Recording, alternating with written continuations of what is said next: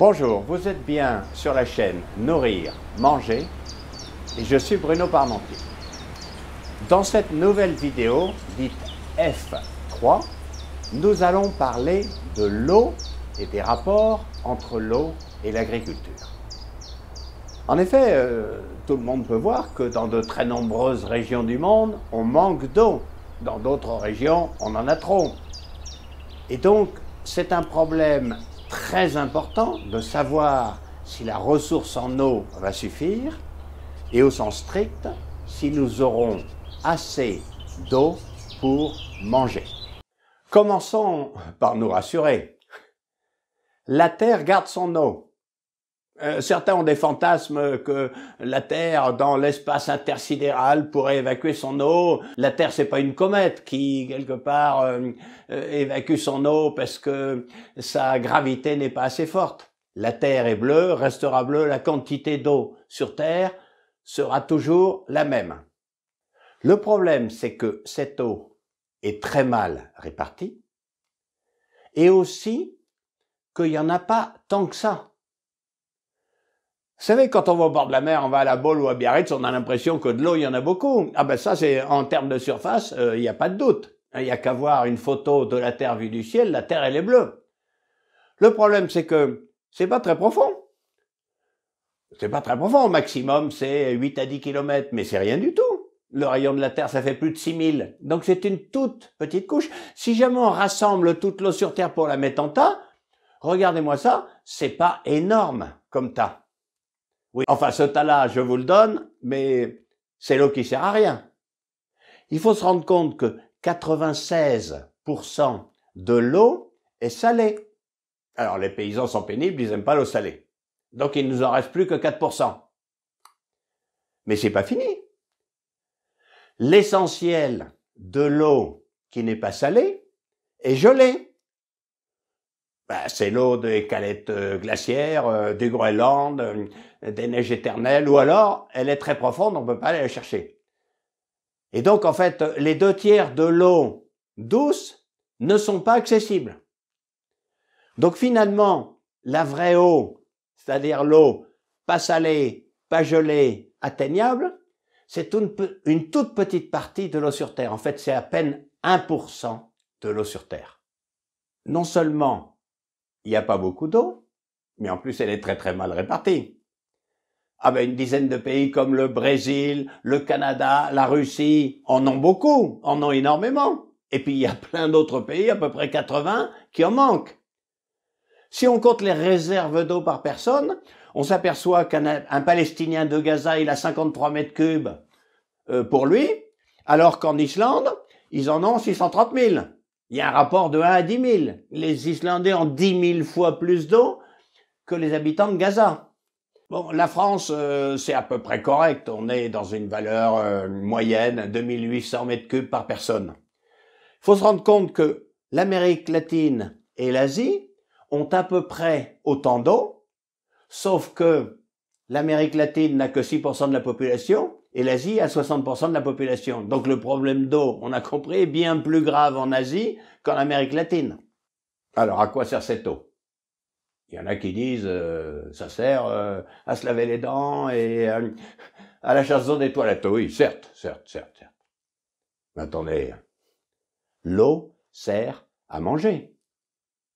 Il y a une espèce de malfaçon dans la création, dans nos mythes là, originels, chrétiens. On se demande, le bon Dieu, le 3e jour de la création, quand il a créé les plantes, il devait être distrait ou amoureux parce que il a oublié le moteur. C'est quand même incroyable. Tiens, c'est vrai au fond. Comment elles poussent, les plantes, sans moteur? Ah mais attendez, c'est la capillarité. C'est parce que c'est sec en haut que la sève monte. C'est le même coup que le buvard. Les plus âgés d'entre nous ont tous fait l'expérience d'avoir un buvard rose qu'on trempe dans une assiette. Devant nos yeux ébahis, l'eau monte, oui, mais enfin, l'eau ne monte que si le buvard est sec. S'il est mouillé, il se passe rien. C'est pareil pour l'arbre, c'est pareil pour le blé. Si l'arbre ou le blé n'a pas transpiré, il n'y a pas de danger que la sève monte. Donc en fait, les plantes, c'est des machines à transpirer, c'est leur boulot. Et donc il faut énormément d'eau pour pouvoir récolter des plantes. Tiens, énormément combien? Ah ben ça c'est un chiffre un peu stupéfiant pour les gens qui n'ont pas réfléchi à la question. Il faut 1 tonne d'eau pour faire 1 kilo de céréales. 1 tonne d'eau. À toutes les céréales, pareil, hein. Il faut 1 tonne d'eau pour faire 1 kilo de blé, 1 tonne d'eau pour faire 1 kilo de maïs. La seule différence entre le blé et le maïs, c'est que le blé est une céréale adaptée à nos climats, habile, qui boit quand il pleut. Mars, avril, mai. Pas vu, pas pris. Le maïs a été importé de zones tropicales humides. Lui, il boit à peu près pareil, mais il boit quand les Parisiens sont en vacances, à juillet-août. Donc en fait, quand on passe du blé au maïs, ce qu'il faut impérativement, c'est garder un peu d'eau du mois de février pour la resservir au mois d'août. Mais il faut se rendre compte que 1 kilo de blé, 1 tonne d'eau, 1 kilo de maïs, 1 tonne d'eau. C'est la notion d'eau virtuelle. Combien y a-t-il d'eau virtuelle dans mon assiette? Regardez par exemple, si je prends une tasse de thé, une tasse de café, on a l'impression qu'il y a plus d'eau dans le thé que dans le café. Grave erreur. Parce que pour pouvoir faire une tasse de café, il a fallu élever un arbre, un caféier, qui boit beaucoup, et on ne prend que la graine de l'arbre. Ah, évidemment, l'arbre ne fait pas énormément de graines. Alors que quand on prend du thé, on a mis des camélias, et là on prend la feuille. Le camélia fait beaucoup plus de feuilles que le caféier ne fait de grains. Donc il y a énormément plus d'eau virtuelle dans une tasse de café que dans une tasse de thé. Et d'une manière générale, dès que les produits sont transformés, ça accumule. En particulier les produits animaux. Les produits animaux, c'est du concentré de produits végétaux.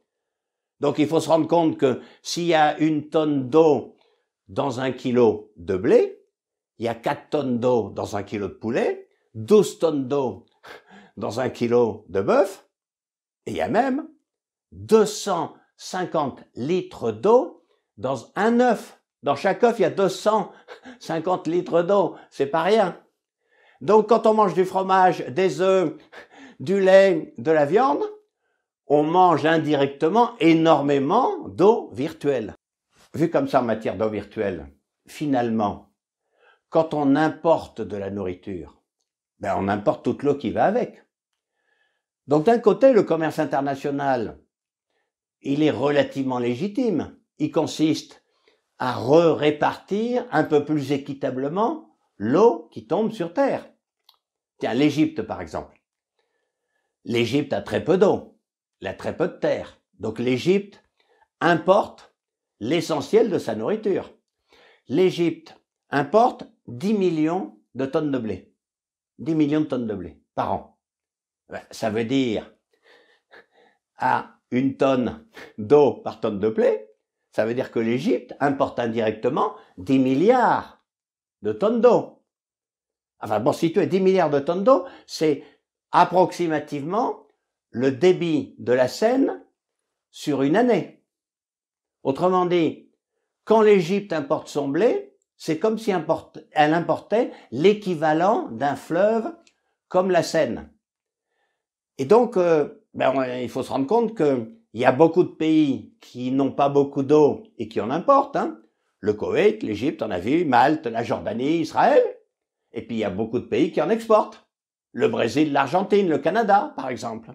Bon, la France, nous importons de l'eau sous forme de coton, par exemple, ou sous forme de soja. Et puis nous exportons de l'eau sous forme de vin ou sous forme de blé. Donc nous, la balance est à peu près correcte. Mais heureusement qu'on peut transférer. Parce que ça coûterait beaucoup plus cher de transférer l'équivalent du débit de la Seine en Égypte. Alors l'eau virtuelle, creusons un peu plus ce concept. Alors si on va dans le Massif central, l'eau tombe. On peut guère faire de céréales sur les pentes du Massif central. On fait de l'herbe pousse, on met des bœufs. Le bœuf rumine, il n'y a pas de problème. L'eau virtuelle est très réelle.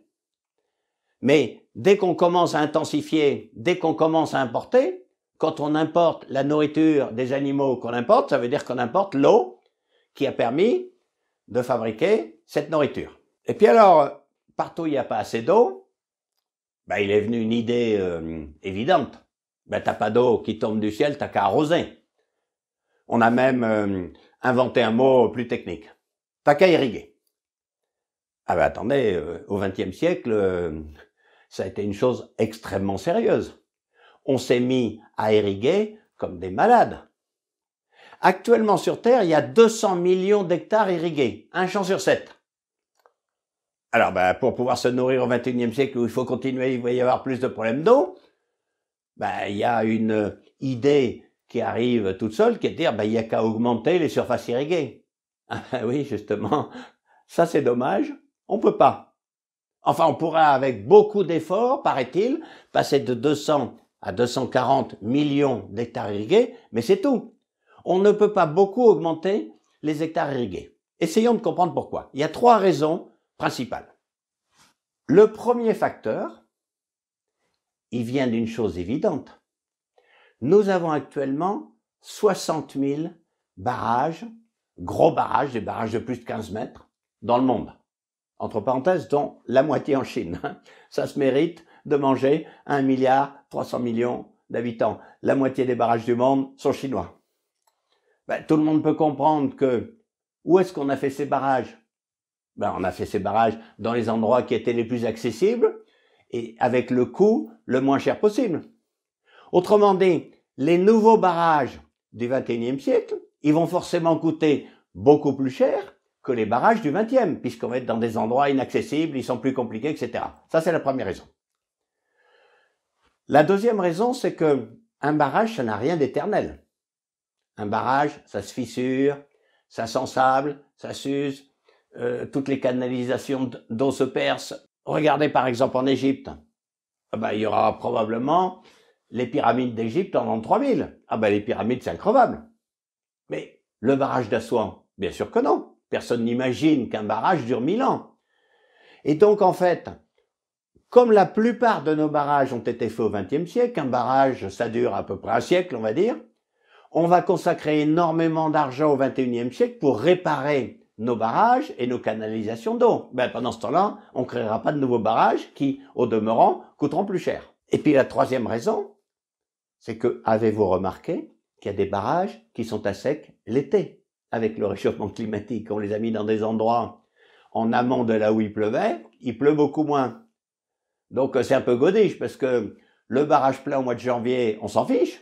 Le barrage, ce qui est important dans l'hémisphère nord, c'est qu'il soit plein au mois de mai-juin. Et donc, avec le réchauffement climatique, une bonne partie de nos barrages, mais de nos puits, de nos lacs, de nos rivières, vont être à sec. Donc ça va être beaucoup plus compliqué de irriguer, de faire de la nouvelle irrigation au XXIe siècle, parce que les effets vont se conjuguer.